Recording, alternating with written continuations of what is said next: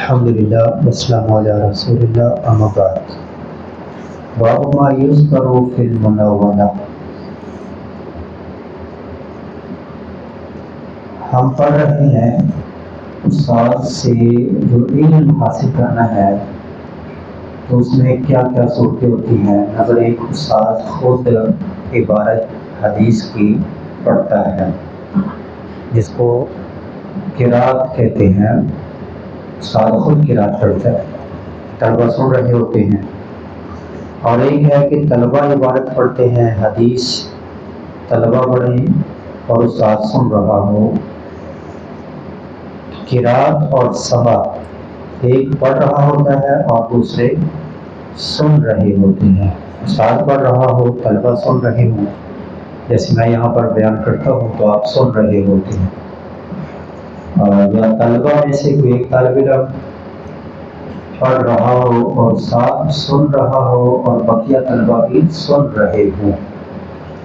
جو طالب علم سو رہا ہوگا اس کے آگے حدیث قبول نہیں ہوتی۔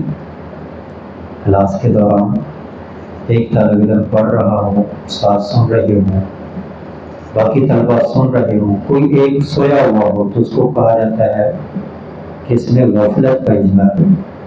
اب اس کی روایت آگے پھر اس کے ساتھ ہی بیان کر دیں گے نا، یہ ایسا تھا، یہ ایسا تھا، اس کی روایت پھر قبول نہیں ہوتی۔ پھر اس میں شدید الغفلہ ہوتے ہیں اور خفیف الغفلت ہوتے ہیں۔ یہ ہے قرات اور سماع۔ اور ایک چیز ہم نے پیچھے پڑھی تھی، عرض۔ کوئی بتائے گا کیا ہوتی ہے عرض؟ کسی کو یاد نہیں؟ طالب علم اپنی کاپی لے کر آئے یا اپنی کتاب لے کر آئے، اس کے اوپر احادیث لکھی ہوئی ہوں اور وہ استاد کے سامنے پیش کرے، استاد کی کتاب کے ساتھ وہ احادیث ملائے، ان کا تقابل کرے، تو اس نے اپنی احادیث پیش کر دی استاد کے سامنے اور استاد کی کتاب کے ساتھ۔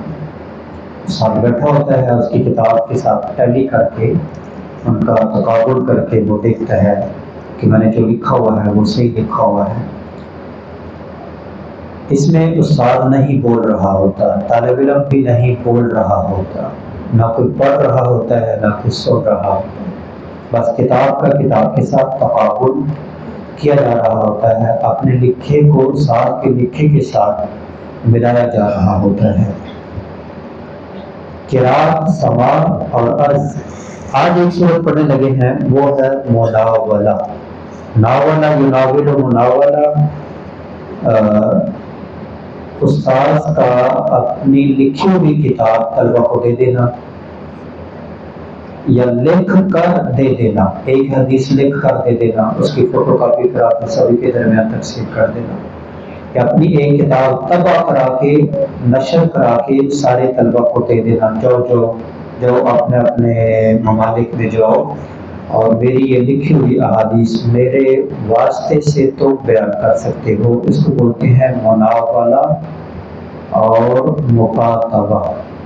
اگر پہلے کی لکھی ہوئی ہے تو پھر صرف مناولہ ہوگا، اگر ابھی لکھ کر دے تو مناولہ بھی اور مکاتبہ بھی، کتابت لکھنا، لکھ کر دینا۔ تو اس میں ساتھ لکھی ہوئی احادیث دیتا ہے۔ یہ بات آج کا ہے اور حدیث اس کے متعلق ہم کل پڑھیں گے۔ کتاب اہل العلم بالعلم، اہل علم کا لکھ کر دینا علم کو الی البلدان، دوسرے شہروں کی طرف۔ ایک ہے سامنے بیٹھا ہوا طالب علم، اس کو لکھ دے دوسرے شہر چلے جاؤ، ایک ہے وہاں بھیج دے، لکھ کر خط کی شکل میں وہاں بھیج دے۔ وقال انس نسخ عثمان، نسخ کیا عثمان رضی اللہ عنہ نے المصاحف، قرآن کے مصاحف، فبعث بها، ان کو بھیج دیا الی الآفاق، مختلف اطراف، بڑے بڑے جو اس وقت 7 شہر تھے یا 7 ملک تھے ان کی طرف بھیج دیا، اب لکھا ہوا ادھر بھیج دیا۔ اور عبداللہ بن عمر و یحییٰ بن سعید و مالک ذلک جائزا، عبداللہ بن عمر، یحییٰ بن سعید اور امام مالک اس کو جائز سمجھتے ہیں۔